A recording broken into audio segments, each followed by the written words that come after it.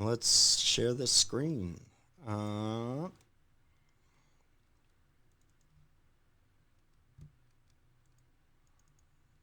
all right, the Russian Revolution. Um, okay, so if I'm backing up a little bit here, this is our board on World War II, or World War One. I'm sorry. Last week we talked about kind of leading up to this, like like what is happening that leads the world to this point that they're just okay, like running headlong into this kind of apocalypse. Like watch this video on the Battle of the Marne. It's like inconceivable numbers. It's in the first few days of that war, more men die in that battle than in like a good number of European wars total. Like, oh, this is crazy. Again, numbers that you can't really wrap your mind around. So it's easier to just we just kind of move on. But trying to wrap our mind around those numbers is important. It's important for us so that we can understand how these things unfold and develop because we're not immune to them. We're not immune to another crazy hysterical war popping out and everybody running headlong into it. Um, I put these out on your on Satori like each year a little timeline of some of the major events going on, and I tried to break them up at least for the first few years on the few different fronts. So for Europe, you've got the Western Front, which is like Germany and France, that kind of war there, and then the Eastern Front, which is Germany and Russia, or Germany and Austria and Turkey, and for a little bit there for a minute, Italy, but then not Italy. Like, it's kind of moving all around. And then, of course, it's a global front because they're world powers that have things all over the place. They've got colonies in every continent for the most part. And then in America, there's lots of things happening in reaction to this war. And one of them in America that's happening is the Mexican Revolution, which um, really starts in 1911 and goes for like at least until 1920. It's kind of hard to nail down when it ends. It's just a lot of different stages of it. It's very chaotic, very like revolutionary, very bloody. Like people like Pancho Villa are leaders in this revolution. But it's on America's border, and America does not like the instability of this, and so to avoid Mexican revolutionary government coming to power and nationalizing all industry, right? Like saying all these American-owned factories, plantations, whatever, they're owned by Mexicans now. Like Americans, screw yourselves. Like anybody else, like this is Mexican land. We get all, we own it now. The Mexican people will own these oil refineries. So like this is a big incentive to go in and make sure that that doesn't happen. And so like America invades in force, and it's really kind of like a little bit of a warm up, beginning to stretch for the Great War, because it's just like with Franklin Roosevelt. It's not like Wilson didn't didn't didn't think of the possibility that we're probably most likely going to get sucked into this war. Kind of playing all the cards, like he appeasing the people that want to go to war and are worried about foreign interest, and then also like pushing off the war and appeasing the people that are asking for peace. And so in the next year, in 1916, you'll see on like his election graphics when one of his slogans is "He kept us out of the war," which is like aimed at moms. He kept your sons out of the war. Wives, he kept your husbands out of the war. Mothers, he kept your sons out of the war. Sisters, he kept your brothers out of the war. It's like targeted towards women, while he was like systematically like against women's suffrage and people like Alice Paul. They lead like a women's march the day he's inaugurated. So he rolls into Washington D.C. on the train, and nobody's like there. Like it's just kind of empty. There's thousands of people out on the streets marching. It's a big circus. It's a crazy event. But he's trying to placate people. Well, it's like playing the field. He's got bets all over the place. I think Franklin Roosevelt was in a similar boat. the world's becoming more connected throughout the whole entire war. We have our first transcontinental phone call, right? And pretty soon we're going to be having international phone calls and just much more like syncopated communications.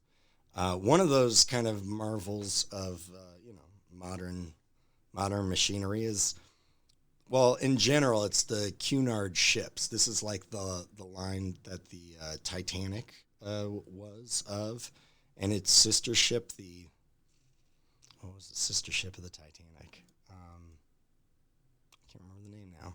They're like the big name. And they made the Lusitania is one of their boats. And you guys have probably heard about this in relationship to like the America's entry into the war. Like this is one of the reasons that builds up to it. But if you look at this, it's a notice from a New York magazine, like our New York newspaper, saying, "Hey, travelers of the Lusitania, don't ride on it. It's not a cruise ship. It's not a passenger ship. They're transporting weapons, and we're going to blow it up with our new submarines." To which, of course, America and Britain said, there's no weapons. Oh, no, they totally had weapons. This is one of the reasons the Lusitania kind of blows up and sinks so fast. The bottom of it was filled with, like, Winchester rifles and bullets and gunpowder and stuff. So they were saying it doesn't, and putting citizens on this boat to try to, like, mask the shipment of arms under, like, civilian travel, because we were supposed to be neutral in action and sentiment. But we were actively supplying Britain, which, of course, the Germans didn't like, and the German Americans and the Irish Americans did not like. But Wilson, who's an Anglophile, somebody who loves all things English or British, he was hot to trot to support the British, and so this event becomes very, very, very. It brings all the international tensions up much higher. America almost enters the war right here, but this just kind of adds to the tension of what's already happening there. Another thing we usually skip over during World War I is this event, the Armenian genocide, and this is before the Holocaust. You're talking about upwards of 1 million Armenians slaughtered by Turkey. This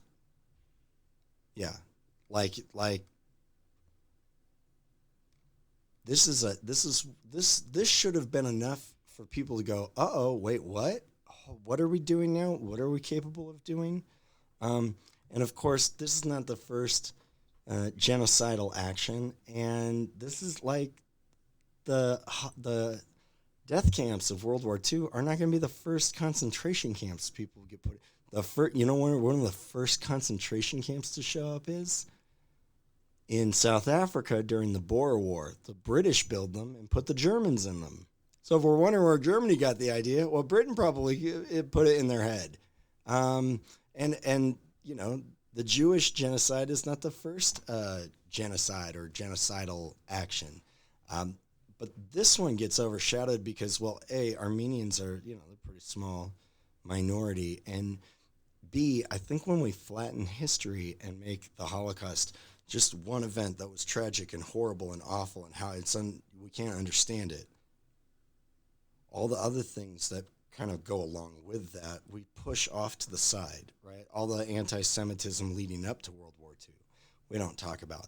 All the acts of, like, cruelty and evil that we see in humanity, we downplay them before the Jewish Holocaust of World War II, which I think does a disservice to everybody, right? It does a disservice to Jews who died in the wake of the destruction of the Nazis and their racism, and it does a disservice to all the other groups of people, including those in the Holocaust, like gypsies and homosexuals and people with mental disease. Yeah, Noah. I read that Nazi race law was also influenced by Jim Crow institutions in the South. Oh yeah, it was, and the kind of crazy, weird, total pseudoscience history that the Germans really come up with for like Aryanism and why Aryan, ideology of race and stuff is historical. It's by a man named Chamberlain, Robert Stewart Chamberlain, I think. He's British and he's like huge anti-Semite, but like his book on history was like one of Hitler's most kind of influential things he ever read, as well as other people in Germany. It sparked like these Aryan Nation magazines before World War One. Even they had publications about this, anti-Semitic publications going around.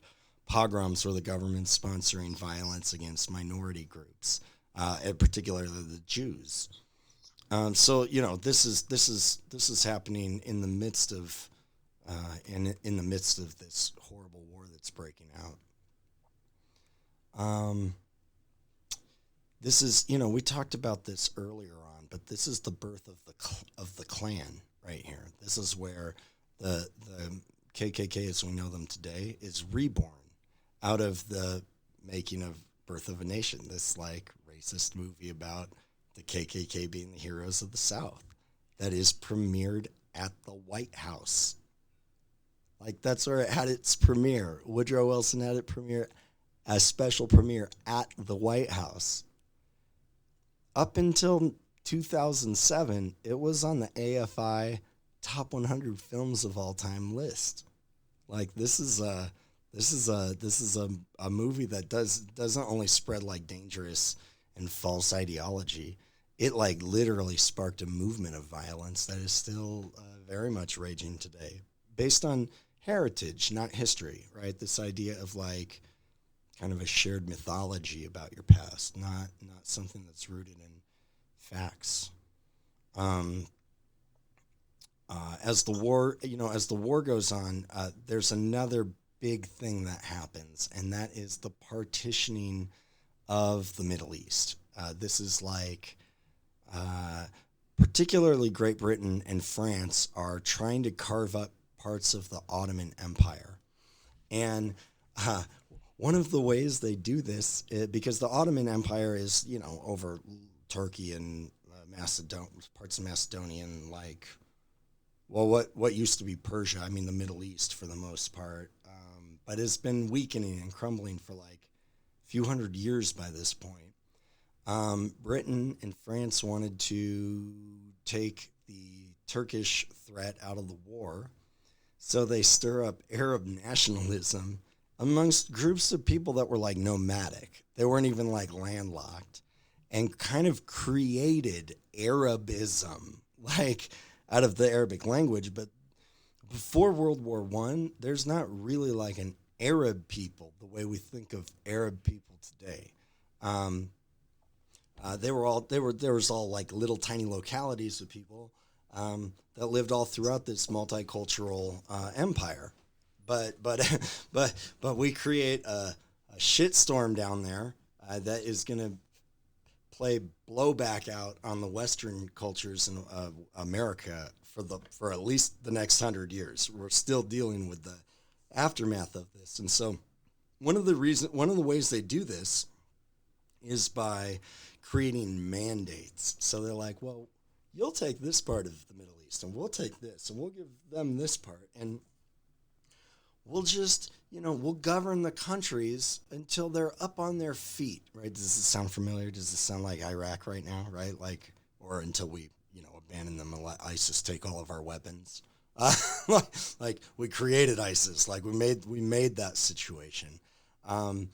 We'll be there until they're stable and they can, run themselves. But in the meantime, we'll also have access to all their natural resources, and all the American companies will get the contracts for refining oil. And you see how it plays out. You see why, like, a world war. Like, I'm not really thinking about World War One being in Mesopotamia, or like the state of Lebanon getting created out of World War One.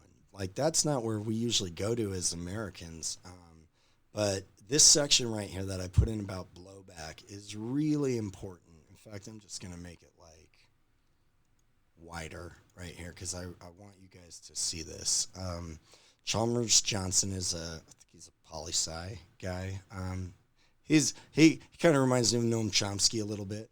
Um, he has a book called Blowback that's really good. It shows like the consequences of American kind of reckless American action throughout the world. And in this case, it's not just American reckless action. We come in after the fact. It's mainly British and French, and the British even create Kuwait, like a little oil-rich nation that's going to be really under their mandate for a long time. So when Saddam Hussein's coming in to take Kuwait, it's like we feel like it's an act of war, where he feels like it's an act of just reunifying part of what would have been Iraq or what became Iraq or when we created Iraq. So it gets really complicated, but it all has its origins here in this war, in this great war that is awful and terrible. And we see things like the first tanks come out like this one. Note it doesn't even have a cannon on it. It's literally like a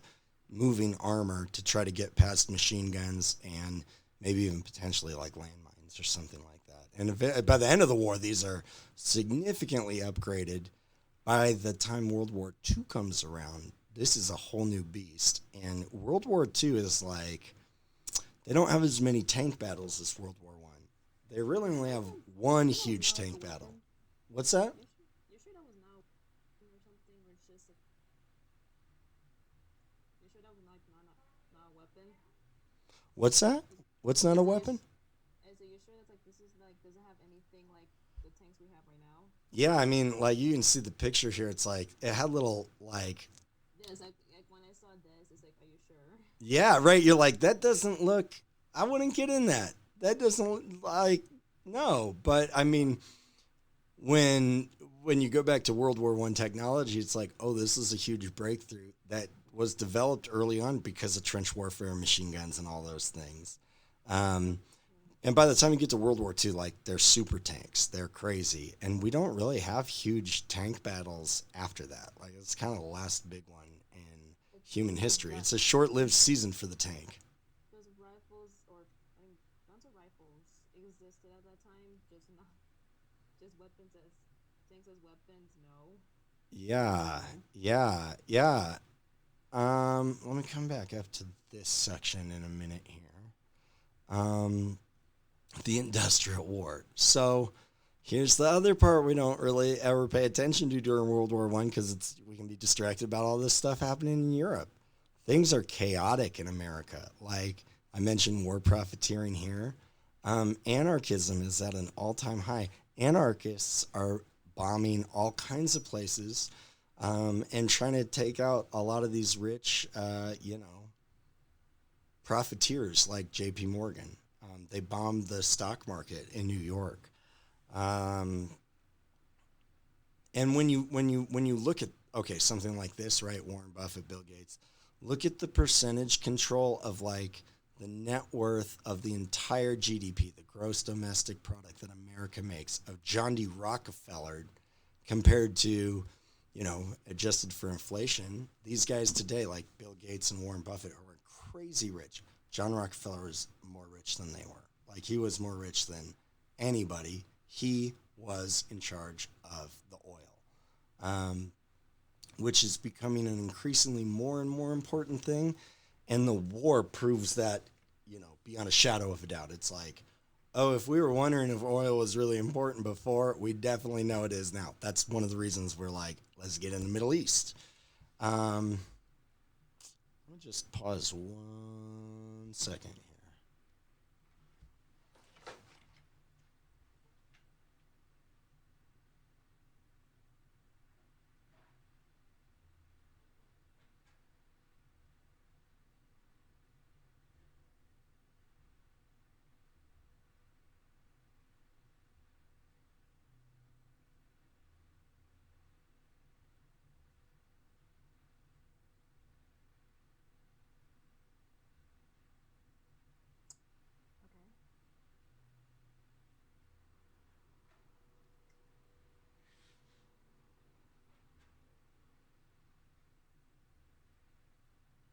Hmm.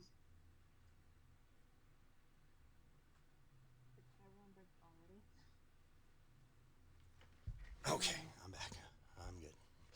I drank too much coffee. I apologize. Um, yeah. So here you see, he kept us out of the war. And Is this that word right, patriotism or is it nationalism right there? what's that?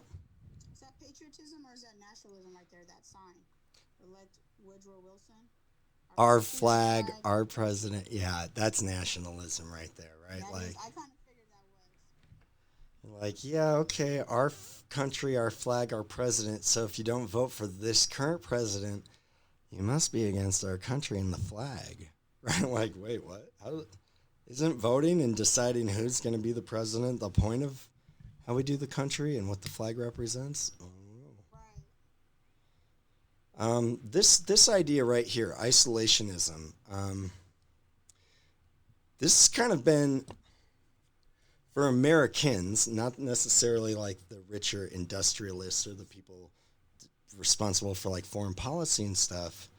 Um, Americans always wanted to be isolationists. They didn't want to be involved in all the like European wars and all those tricky things about about Europe. So when the war breaks out, it's like um, Americans don't want to get entangled in that because it's not the first war to break out in Europe, right? America avoided getting caught up in like Napoleon and all that craziness and profited greatly because we bought the Louisiana Purchase because he needed money to fund his European war, which was a world war, just pre-industrialized world war. So much less bloody and costly. Uh, but as it becomes more and more clear that we are not going to be able to probably stay out of this conflict as there's no end in sight, and all of those countries we're trading partners with Russia, the Ottoman Empire, Turkey, Austria, France, Britain, and we can't trade with a lot of them right now. And so even for American economy and the American interests, like reversing this idea of isolationism becomes more and more important as the war goes on. And then immediately after the war, we're going to see a return to isolationism. So from the 20s up until like really like the end of the 30s, right before America enters World War II, we're still isolationist. And the problem that we'll see with that is because we isolate from world affairs and don't want to become involved, the League of Nations that forms out of this is toothless and can't do anything. It's very ineffective because it's missing, it's missing the American piece to the kind of like international relations. And so we never join the League. It doesn't become strong enough to actually do anything. And Hitler rises very easily, even though a League of Nations should have totally prevented something like that. So just remember kind of isolationism. And it's not, this is not a hard term to remember, like isolate, right? Alone. Like America wants to be isolated and not involved, or an expansionist idea or a colonial idea or going out and getting our kind of fingers in all the things. This stuff in here about guns and kind of the weapons of war that grow, even stuff like smokeless gunpowder, right? You ever see historical movies, even from the Civil War? They're firing their guns, but it's like you can't see anything after the first couple rounds. And the cannons, I mean, good Lord, it's just smoke everywhere. So this is why a lot of guys were running forward. It's because you couldn't even see what was on the other side of the gunpowder cloud, and you go in with the bayonets. Well, now we've got largely smokeless machine guns. We've got tanks. We've got what's described as what will be described as the most terrible weapon of unthinkable destruction. Which leads to like the atomic bomb. This is it's got its things in here. I have a funny little section right here on like science fiction, which has been an emerging theme as we've stepped into technology and industrialization. But it kind of does beg the question about like the inevitability of technology and technological wars, and if we can control our technology or if it's kind of controlling us, which is a question worth asking when you look at something like the First Great War, World War.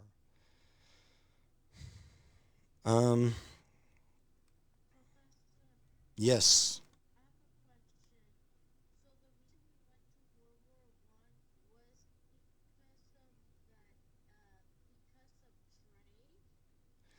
It's one of the reasons. Yeah, trade is a huge reason why. And when when we're neutral and we can ship to everybody, it's not a big deal. It's not affecting us as much. In fact, our manufacturing goes up, right? Like we're making more stuff than ever.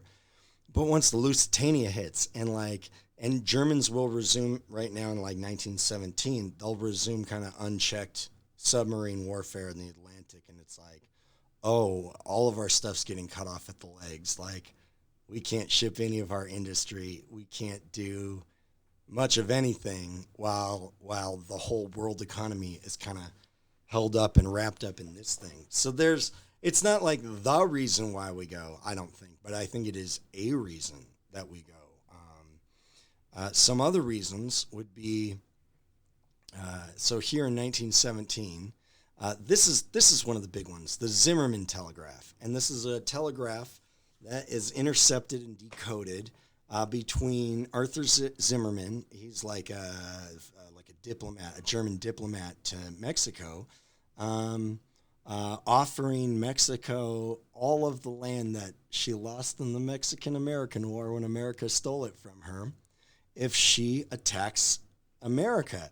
Now, America's not in the war. Why would Germany want Mexico to attack us? Because we're supplying Britain and we're enabling them to keep fighting against the Germans, which are cutting them off from the rest of the world, and their, food supply is getting cut off. So, like, one of the biggest reasons Germany has to surrender or like agree to the armistice, they don't have food. They're running out of food. They're dying. They're like, people are starving to death. They still have like 8 million soldiers, I think, at the end of 1918. They could have kept fighting forever, but they knew it was a hopeless cause. Like, you could keep fighting forever, but you cannot keep living forever. You can't keep going without food or without, essential industrial supplies or oil, right? Like they don't have, which Germany does not have large oil, fields. America does, Russia does, the Middle East does, but Germany itself doesn't. So if they get isolated, the game's over. And so them getting to like attack them, them getting Mexico to attack America and distract from the war effort across the Atlantic would work out in the Germans' best interests, where America is becoming increasingly pro-Britain. So this strikes, and between this and the Lusitania and several other things, it's like, all right, that's enough. That's enough for the final straw. And Wilson, if his part of his campaign slogan is he kept us out of the war. Well, he only has to keep that true until after he gets elected or inaugurated. It's like, well, he just got reelected. So boom, we're in war, which is like FDR actually does the exact same thing. Pearl Harbor happens, but, and it's not maybe as immediate after his third reelection. But still, it's like a promise to keep people at bay until the right time. And the Zimmermann telegraph being intercepted is the right time. It's enough here you can see it right there. There's enough justification to go to war. Now, there's a lot of speculation and even conspiracy theories on this, and maybe if this was even a real communication. But you can read up on that if you're interested. Over here, you can see this kind of declaration of war, and Wilson saying that we must go to war in order to make the world safe for democracy. He said a lot of other things like that too, like a war to end all wars, right? Like these kind of catchy slogan things that presidents all say. They're pretty hollow. Like, what does it mean to have a war to end all wars? When has a war ever ended wars? There's never been a war that didn't produce another conflict in the future, ever. Like, you might go to a war to keep Germany from getting something or to end this or that, but we're fooling ourselves if we think it's going to end war and bring about world peace. But Wilson, I actually think he believed believe that. I think he bought into his own rhetoric on this. And when he shows up after the war is over in Europe, he's like hailed as the savior of the world, the man who brought world peace, like, which is just not totally true. Was that something? Yeah, yeah, Professor. I think if you just turn on my camera. I think if you look at back the statement to his like, oh, sorry, it's the war to end all wars. It's not the way we interpret it today, because I think it's localized within a ethos of like nationalist Caucasian supremacy. That's a thing. Because think about it, like, even in the 20s, we had conquests in Central America. We had small military conquests in Haiti. But you see, and the thing is, I don't know. There's a difference between like invading Germany versus like small military conquests. But the thing is, especially back then, we're always in a state of war. And the thing is, like, you know how they even expanded west, which kind of included a genocidal element to it. Absolutely. The way they defined war was, I think they meant war as in competition with other major powers. Like if we get rid of we invade Germany and we can get rid of that major geopolitical enemy who's causing all this trouble, then we can continue our rolling worldwide. That's Yeah, no, I think you're right. I think that's the kind of false logic that guides and even, in our minds at least, justifies a bunch of American actions of like international aggression, war, espionage, assassination. It's like, well, we think we'll assassinate this person, we'll be keeping the world safe. It's like that's what we said when we went into Vietnam, which wasn't even really why we were there. We went in there because France didn't want to let go of their colonial possessions after World War II. They lost World War II pretty damn quick, too, and then had the audacity to come in after the fact and say, we demand our French colonial empire be restored to us, which, people that were suffering under the hand of the Japanese and then were rescued by Americans in Southeast Asia did certainly not want to go to French rule. Like, that was not... They were not excited about that. They wanted decolonialism. And here's a very scary thing. One of the things, I'm getting a little bit ahead of myself, but one of the things that Wilson says is a goal for the war. He issues these 14 points. And one of them is decolonization around the world. But that is, it's quite a bit of jargon. Certainly the British and French didn't want that. America did not have colonial possessions the same way the British and French did. A young Ho Chi Minh will come to the Versailles Conference and petition for like freedom and independence for French Indochina, or his part of French Indochina, Vietnam.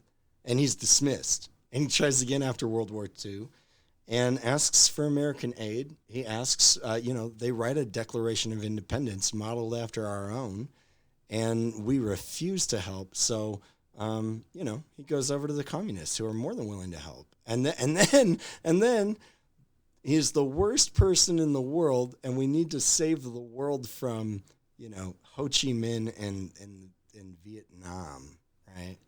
But instead of a world of isolationism where we just keep all the problems out, now after World War II, we'll enter into a period of containment where we want to contain everything.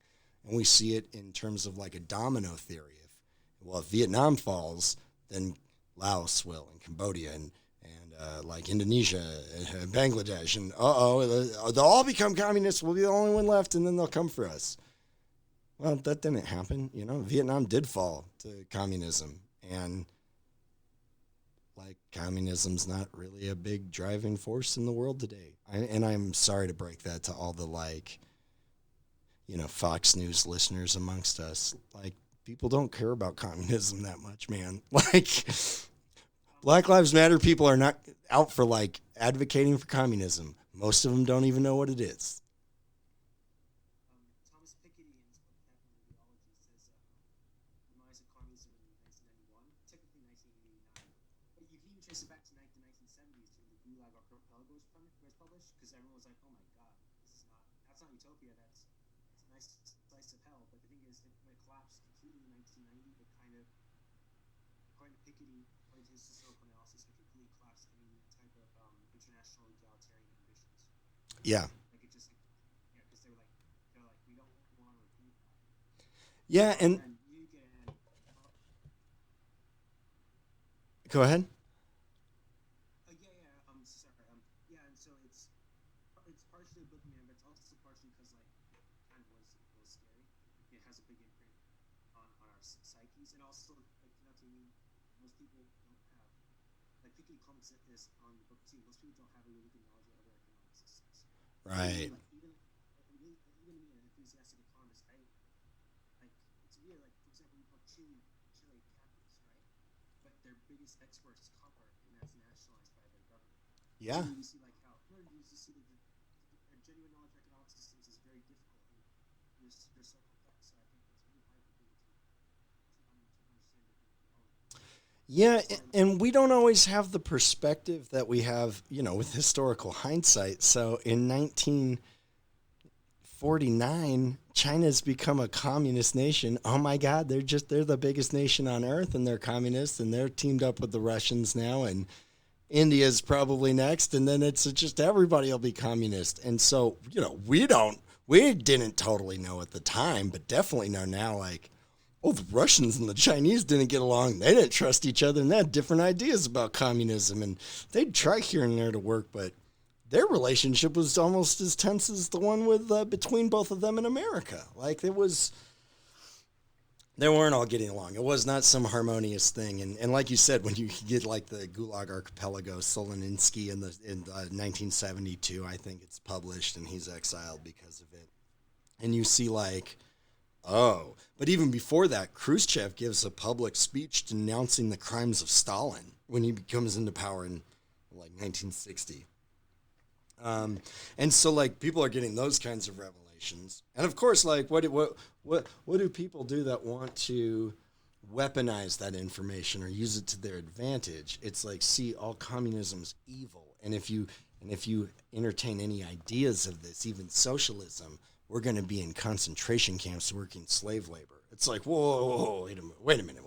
We're not distinguishing between economic ideas and like theories or systems and somebody like Stalin, who was a deranged, sociopath and definitely didn't embody hardly any of the ideas of communism, right? Like it was totalitarianism. It was like ruled by, authority and might and fear. And that's definitely what shaped Russia. Yeah, I can see. I completely understand why back then people would be scared of that term, and even today I can understand it because it's not like Stalin was the one dictator who was crazy. It replicated itself. It happened in China, it happened in Vietnam, it happened in Cambodia, it happened in Cuba.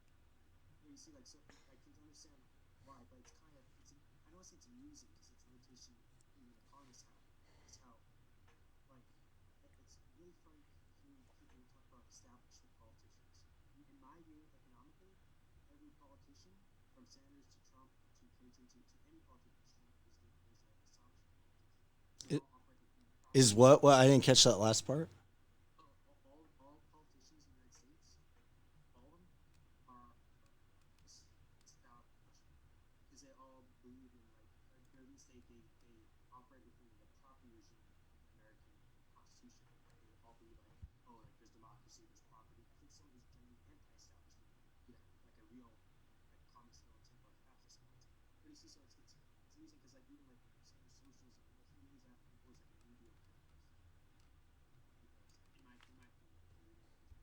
So it's crazy how we don't even economists don't really have a great knowledge of how the economy works. I mean, they have a really good knowledge, but like they don't know all the details of every society. Oh, right. Not at all. And like you said, like with Chile, well, socialism took a different route there, and then America snuffed it out. Like we killed their leader, who was democratically elected. The CIA went and assassinated him, tried to make it look like a suicide, and then we installed a military dictator, Pinochet. Yeah, like, what? Like, we're definitely not on the side of democracy at that point. Like, wait, what? But even then, like, some of that socialism stays on, and you see that in like Chile's economy and their politics today.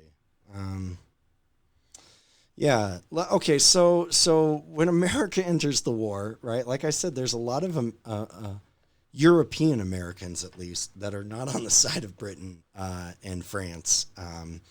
Right. I mean, there's tons of Russian Americans and Ukrainian Americans and Polish Americans, and uh, there. It's a mix of feeling. Not everybody was like ready to go to war, and certainly on the side of Britain.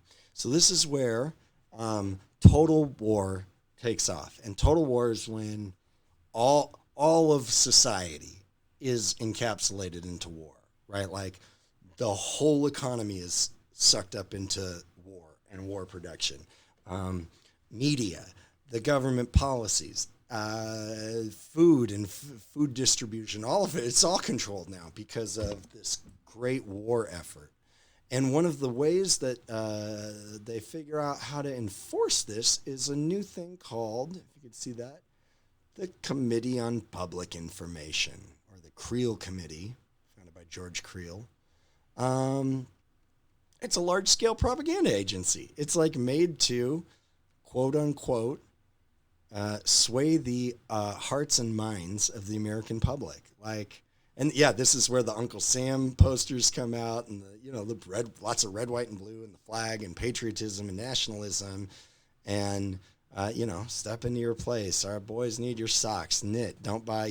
Like, stay home and do things that will keep war materials for the war effort. And so, like, we did all kinds of things, like encouraging people to grow victory gardens so that we could grow our own vegetables, and the regular like agricultural produce could all be sent to Europe, and Americans there for the war effort. People were turning in like their wedding rings and stuff to help get enough metal for the jobs that they said needed to be done. So you've got the government kind of controlling all production and all aspects of life, from food to metals to like energy to fuel. You've got a massive propaganda agency to like just tell everybody what to think and how to feel about the war. And then you've got a draft put in. The Select Service Act is started, and so if you're a guy in America, when you turn 18, you get a little card you have to sign and tell them where you are for the draft. We swell. The American Army grows like massively as we enter the war. And doughboys, this term they get called, by the time they get to Europe, which it'll be the end of 1917. So we enter in the spring, but then have to draft people and get ready. And so our first real encounter is the Battle of Ypres, which is we make a significant dent there, and it's like kind of in the forest to the north, between France and Germany or Belgium. There's real espionage going on. You can read about this. It's just kind of interesting moment from there. And then there are like governmental laws enacted, like the Espionage Act, and recalling things from the Sedition Act and reamping it up, where it is illegal now to criticize the government, or it's illegal to say anything against America being in the war or the war effort, or not in support of America winning the war. Like, you'll go to jail. People are rounded up and put in prison for having thoughts that diverge from what the government thinks and wants us to think. This quote that I had earlier, "War is the health of the state." Here it is expanded. Randolph Bourne he's a journalist, and he said in 1918, like, this is like political systems thrive in war. Industrial producers make lots of money in war. And when there's a war going on, politicians don't have to ask for permission for a lot of things. Sometimes they have to ask for forgiveness, but even then we're more likely to grant it and sign away freedoms and all that other stuff if there's a war going on. And think about this in terms of, and you might not know a lot about this yet, but after 9/11 and after the declaration, that we're going to go into Afghanistan, Congress passes the Patriot Act, which is like a totally horrible, anti-constitutional, anti-personal freedom, empowering the federal government beyond any kind of scope or accountability. Everybody just signed off on it. All the senators and congressmen, like Republicans and Democrats, like they were just ready to sign off their freedoms because we were in a state of terror where everybody's freaked out. So I'm skipping this. We're going to come right back up to that. Actually, okay, so let's see here. So 1917, it's hard to know how to lay these out for you guys, which would make more sense. I put America entering first because right as America is about to enter the war, Russia's leaving. So Russia, they're one of the poorest, backwards, most autocratic, oppressed states in the world at the time. They've barely industrialized. They've never had an inkling of democracy. They've been ruled by a czar, like a tyrant czar. So when they're in the war, they're not doing well. They don't have good equipment. It's kind of like World War II. They just keep throwing bodies at people. It's like there's one gun for every 3 or 4 men. So you just run, and if you're kind of in the back of the line, you're not going to have a gun. You just pick up the one from the guy in front of you when he dies. Like you're just going to share guns and just run bodies at people.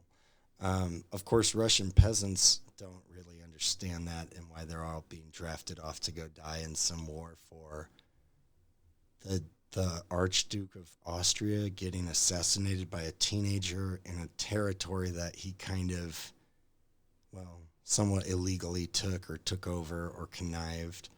Why are the Russian peasants running off and dying in France because of that? It's hard for us to understand today. The Russian peasants didn't understand it either. And they were already at a state of unrest when the war broke out. I mean, there was already revolutions. You guys have heard of the Decembrists, right? They're named after a December uprising. There's all kinds of revolution in Russia brewing from like the late 1890s, 1880s really, up until now. And so when Lenin comes along, he was a revolutionary. He's a communist and a communist leader. He'd been expelled from Russia. And so he comes back, though, after, some years of exile and is opening up the way to this Soviet revolution. And so the Soviets are like, it's the Workers' Party, right? These collections of people. It's how they were already industrially organized. And so the Soviets, right, like these little exchanges, local exchanges where decisions were made, became the Soviet, satellites, republics of this union, which is really just a transformation of the Russian Empire into a communist empire. Kind of the way that, like, the French Revolution was a revolution of, like, the French Royal Empire into, like, the French People's Empire. Like, they didn't get rid of empire. They didn't get rid of those types of thinking. Russia doesn't either. They rule the Soviet Union, right? They determine everything. All the other little states like Belarus and Ukraine and Azerbaijan and Georgia, they're all submissive to Russia. Russia's calling the shots. That'd be like trying to say, like, Puerto Rico has an equal say in what we do compared to the other states in the United States. They don't. I'm not saying that's fair. That's just how it is. So just like in the French Revolution, when the people all finally turn, they kill everybody. They kill all the royal family. This is where, like, the Anastasia, lost daughter of the Romanov family, and supposedly maybe now Natasha, the Black Widow, from the Avengers movie, she's supposed to be like a Romanov, but they killed everybody. They killed Rasputin. They just tried to take them all down. And you can see a timeline here of how the things roll out. Like, there's mutinies by soldiers. There's crowds gathering in different cities. And then, enter, people like Stalin and Trotsky, and they go around and they stir this stuff up. And one of the ways that they're able to, like, incite a revolution from people is by promising an end to the war. Like, hey, this war is stupid. We shouldn't be in this. Like, empower us and we'll end the war immediately. And so once they gain power, they do. And they pull out of the war, which frees Germany up. They're like, huzzah, and are going to transfer, I don't know, like 7-8 million people to the Western Front now, where they could just hammer France into submission if that's the only fight they have to fight. But right as they're doing that, and then troops are tired, everybody's hammered from years of war.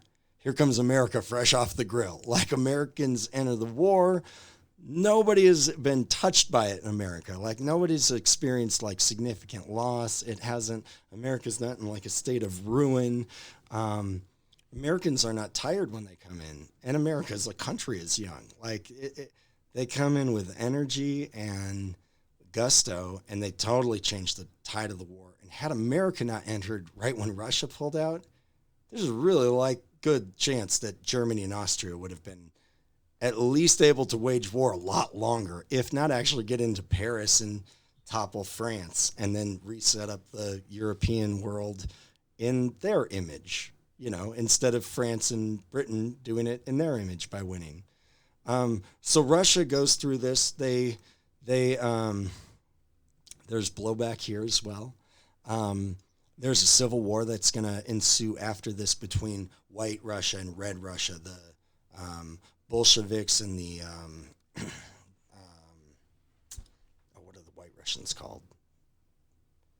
You can read about that here. This is like, it's worth looking over and having an idea of like, oh, why did this all start? Because the Russian Revolution, it seems pretty crazy, and it is. It's very chaotic and bloody and very grassroots, though. And one of the things that